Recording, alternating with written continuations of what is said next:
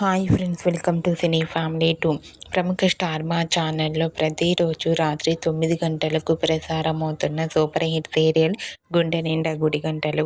ఈ సీరియల్ ప్రేక్షకులను బాగా ఆకట్టుకుంటూ ముందుకు దూసుకుపోతుంది. గుండె నిండా గుడి గంటలు సీరియల్ హీరో హీరోయిన్ విష్ణుకాంత్, అమూల్య గౌడ, బాలు మీనా క్యారెక్టర్లోను అలాగే సీరియల్ టీం అందరూ కూడా చాలా అద్భుతంగా నటిస్తూ మంచి సక్సెస్ను అందుకుంటున్నారు.